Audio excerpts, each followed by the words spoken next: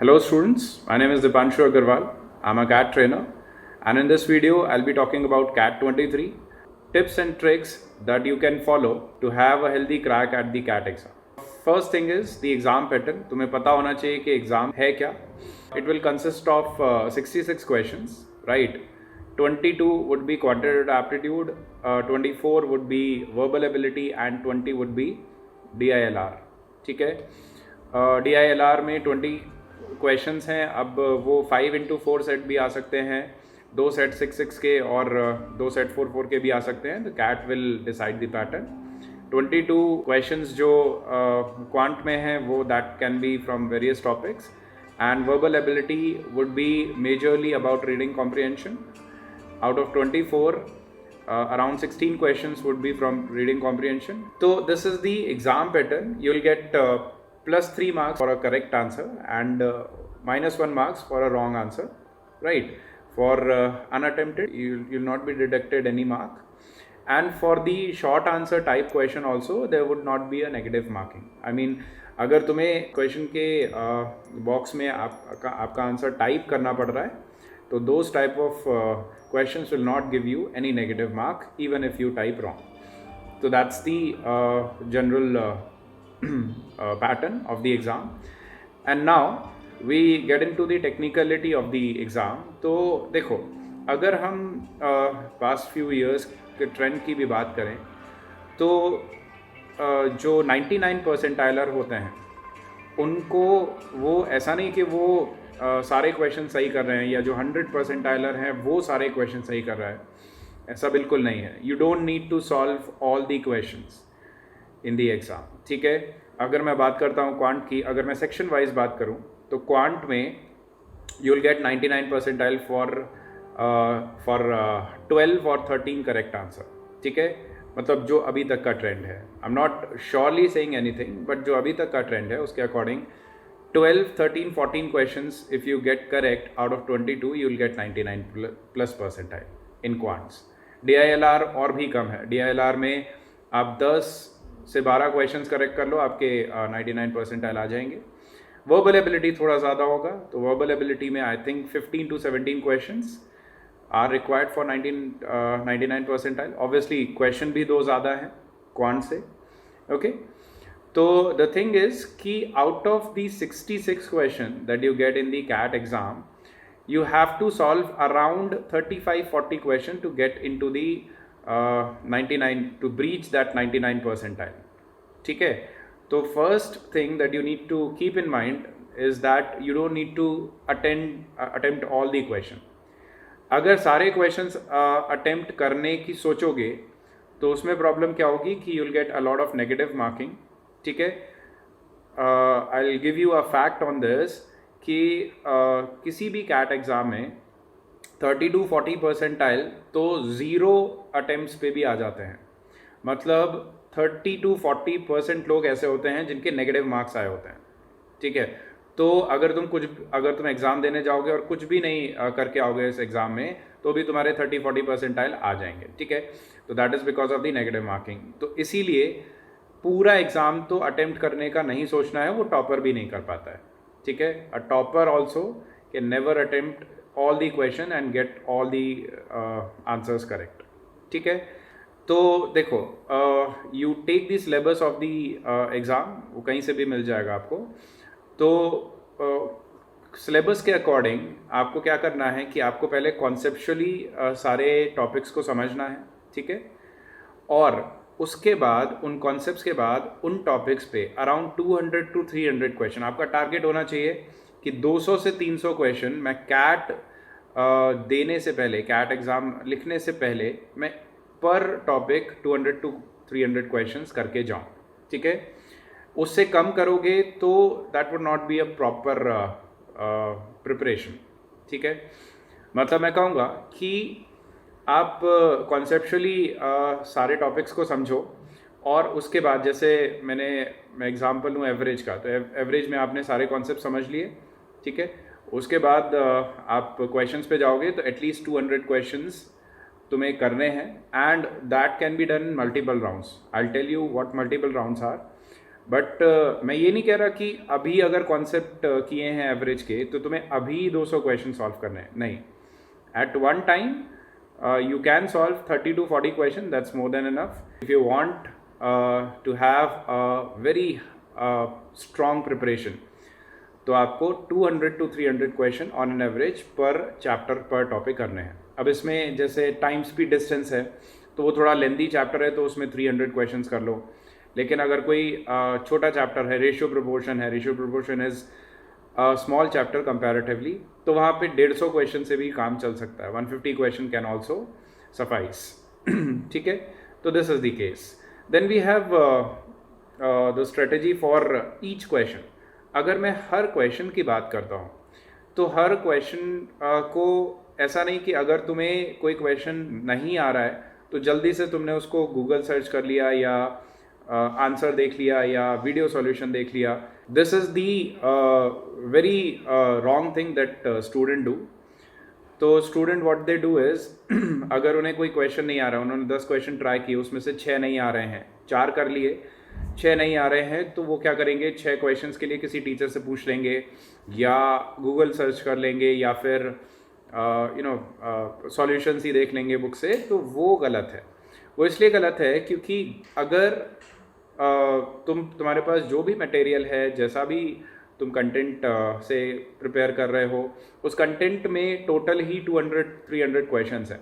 अब उन 200-300 में से जैसे जैसे तुम सॉल्व करते जाओगे वैसे वैसे मान लो उसके 200 में से 150 क्वेश्चंस के तुमने सॉल्यूशन देख लिए. तो अब नए जो तुमने सॉल्यूशन देख लिए उस क्वेश्चन से तुम्हारी कोई लर्निंग नहीं होने वाली. The learning from a question is always when you solve it yourself. पूरा क्वेश्चन जब खुद सॉल्व करोगे तभी उसमें से लर्निंग मिलेगी. ठीक है, अगर तुमने 10 क्वेश्चंस के सिर्फ सॉल्यूशन देखे हैं तो ये मान के चलो कि उनमें से लर्निंग अभी नहीं मिली है. जो उन 10 क्वेश्चन के बेसिस पे अगले 25 क्वेश्चन तुम सॉल्व करोगे उनके बेसिस उनमें से तुम्हें लर्निंग मिलेगी. ठीक है, तो अगर तुमने 200 क्वेश्चंस में से मान लो तुम्हारे पास कोई बुक है या प्रैक्टिस मटेरियल है, उनमें 200 क्वेश्चन है एक चैप्टर के, मान लो एवरेज के, तो एवरेज के 200 क्वेश्चन में से 150 के अगर तुमने सॉल्यूशन ही देख लिए तो प्रैक्टिस करने के लिए बाकी 200 क्वेश्चन तुम फिर कहाँ से लाओगे? फिर क्या तुम नए क्वेश्चन ढूंढोगे? तो अगर नए क्वेश्चन ढूंढोगे भी ना तो उसमें भी कुछ कुछ कॉन्सेप्चुअली सेम मिलेंगे, कुछ कुछ एग्जैक्टली सेम मिलेंगे. तो you will not be able to find 200 more question, different question, क्योंकि किसी भी चैप्टर पे मान लो मैं परसेंटेज की बात करता हूँ तो परसेंटेज पे कितने तरह के क्वेश्चंस बनेंगे. 200 से 300 में वो ख़त्म हो जाएगा टॉपिक. 200 से 300 अगर क्वेश्चंस तुम कर लेते हो परसेंटेजेस के डिफरेंट टाइप्स के, तो मैं मानता हूँ कि बहुत कम चांसेस हैं, बहुत ही रेयर ऐसा होगा कि कोई नया क्वेश्चन तुम एग्ज़ाम में देखो.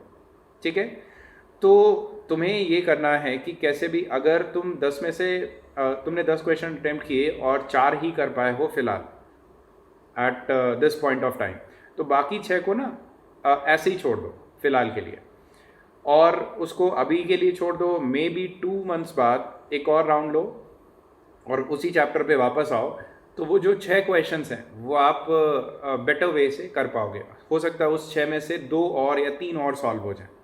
अभी आपने 4 सॉल्व कर लिए 10 में से, बाकी 6 जो बचे उनको अगर तुमने सॉल्यूशन नहीं देखा तो तुम उनको 2 महीने बाद यूज़ कर पाओगे उन 6 क्वेश्चंस को.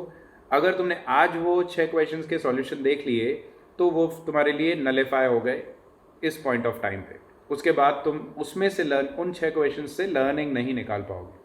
ठीक है, तो जो भी क्वेश्चन ना आए, क्योंकि क्वेश्चन का पूल बहुत है ना, क्वेश्चंस का पूल तुम कहीं से भी ले सकते हो. तो जो भी क्वेश्चन ना आए उसको ऐसा नहीं करना है कि वहीं पे सॉल्व करने की कोशिश करनी है या तो सॉल्यूशन देख लेना है, उसको तुम्हें छोड़ देना है एज इट इज़ और 2 महीने के लिए उसको ऐसे ही हाइबरनेट मोड पे रखो. 2 महीने बाद फिर जब तुम उसको उठाओगे तो फिर से तुम उन बचे हुए क्वेश्चंस में से कुछ और क्वेश्चंस कर पाओगे और ऐसे ऐसे आप 2-2 महीने बाद उसी चैप्टर पे वापस आते रहो.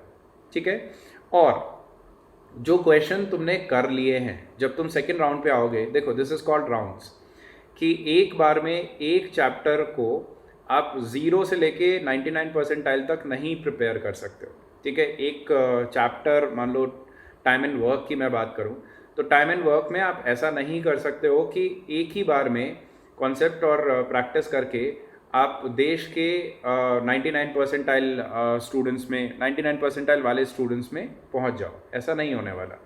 तो you need to take multiple rounds. Time and work अगर आपने अभी 30 क्वेश्चन 40 क्वेश्चन किए हैं तो 2 महीने बाद फिर से उसी पे वापस आओ और 30-40 क्वेश्चन और ट्राई करो। और जो तुमने 30-40 क्वेश्चन पहले ट्राई किए थे उनके स्मार्टर तरीके फाइंड करो। क्वेश्चन हो सकता है तुमने आज की डेट में सॉल्व कर लिया, लेकिन हो सकता है कि 2 महीने बाद तुम उसी क्वेश्चन को स्मार्टर तरीके से सॉल्व कर पाओ, शॉर्टर तरीके से सॉल्व कर पाओ, तो वो भी इम्पॉर्टेंट है, ठीक है। Alright, so then we move to the mock test.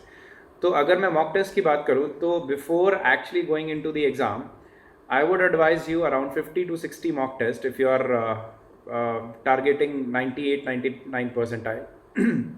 लेकिन अगर तुम वो 99 के ऊपर जाना चाहते हो, अगर तुम वो जो 1% बचेगा 99 के बाद उसके अंदर ब्रीच करना चाहते हो और डीप जाना चाहते हो, तो तुम्हें 50-60 नहीं तो फिर तुम्हें ज़्यादा करने पड़ेंगे। और अगर एक जगह से नहीं मिल रहे हैं तो 2-3 जगह से ले लो, लेकिन तुम्हें मॉक टेस्ट अगर तुम्हें वो 1%, टॉप 1% के अंदर ब्रीच करना है तो टारगेट करना पड़ेगा कि 70 to 80 मॉक्स तुम्हें देने हैं, ठीक है। Otherwise for those who are who think they are mediocre students and they want to reach up to 97-98 percentile, which is a very good percentile, ठीक है। तो तुम I'll advise कि तुम 40 to 50 या 50 to 60 मॉक्स पे कवर करके आप जा सकते हो, ठीक है। और द थिंग इज आप जब भी मॉक टेस्ट दे रहे हो तो सिर्फ मॉक टेस्ट अटेम्प्ट करके उसका स्कोर जान के और रख मत देना, you need to analyse that also, ठीक है। ऐसा नहीं है कि आपने मॉक टेस्ट दिया, 50 मॉक टेस्ट दे दिए और उनके स्कोर जो भी आए तो उससे आपकी बहुत ज़्यादा लर्निंग होने वाली है। मॉक टेस्ट से भी लर्निंग तभी होगी जब आप उन मॉक टेस्ट के आंसर सॉल्यूशंस को एनालाइज करोगे, कौन सा मैंने कर लिया, कौन सा मैंने नहीं कर पाया, और मैंने जो कर लिया उसका बेटर मेथड क्या हो सकता है, और मैंने जो नहीं कर पाया उसको मैं कैसे कर सकता हूँ, ठीक है। तो इट्स ओके अगर 66 में से कभी कभी 10-15 क्वेश्चंस ऐसे होंगे जो तुम्हारे लिए बिल्कुल नए होंगे, जो तुमने बिल्कुल कभी नहीं देखे होंगे, तो वो जब मॉक टेस्ट में तुम देखोगे तो उनके सॉल्यूशंस देखोगे, उसको एनालाइज करोगे। एक बार मॉक टेस्ट दे लिया तो उसके बाद उन्हीं क्वेश्चंस को पहले ट्राई करके देखोगे विदाउट टाइम लिमिट। ऑब्वियसली देखो, जैसे एक मॉक टेस्ट दे रहे हो तो उसमें तो टाइम लिमिट है, लेकिन उसमें अगर तुम क्वेश्चंस नहीं सॉल्व कर पाए हो, मान लो 15 क्वेश्चंस रह गए तुम्हारे, 20 क्वेश्चंस रह गए, तो उनको बिना टाइम लिमिट के सॉल्व करना स्टार्ट करो, आई मीन मॉक टेस्ट के जस्ट बाद। फिर अगर फिर भी नहीं हो पाते हैं तो सॉल्यूशंस देख सकते हो, और सॉल्यूशन से ये देखो कि ये अगर क्वेश्चन मेरे लिए एकदम नया है तो इसको मैं कैसे अटेम्प्ट कर सकता हूँ। तो ऐसा देखो, एक टाइम पे जाके ऐसा तो नहीं होगा ना कि हमेशा तुम्हारे सामने नए क्वेश्चंस आते रहेंगे। एक टाइम पे जाके सारे नए क्वेश्चन जो है वो ऑलमोस्ट कवर हो जाएंगे और फिर तुम्हारे पास नए क्वेश्चंस आना बंद हो जाएगा, ठीक है। तो this you have to do. And जो मॉक टेस्ट है अगस्त ऑनवर्ड्स स्टार्ट कर दो, ठीक है। September would be late, July would be early. जुलाई से स्टार्ट करना चाहो तो कर सकते हो if you are targeting that top 1%, लेकिन सितंबर वुड बी लेट, ठीक है। तो mock test should be started till the end of the August, ठीक है। तो अगर मुझे 50-60 मॉक टेस्ट देने हैं ओवर 3 months, है ना, तो that comes as 20 mock test पर मंथ। तो मुझे 2 दिन में एक मॉक टेस्ट दूंगा अगर मैं, तो भी चलेगा, ठीक है। 2 दिन में एक दूंगा तो भी चलेगा, लास्ट में जाके डेली एक कर दो, ठीक है।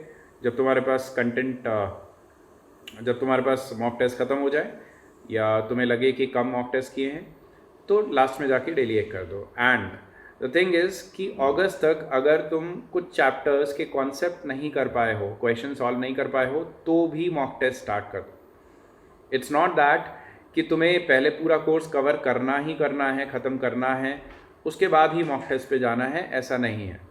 ठीक है, अगर तुम्हारा कोर्स ओवर नहीं भी हुआ है तो भी मॉक टेस्ट स्टार्ट कर दो, क्योंकि mock test have to be started anyway.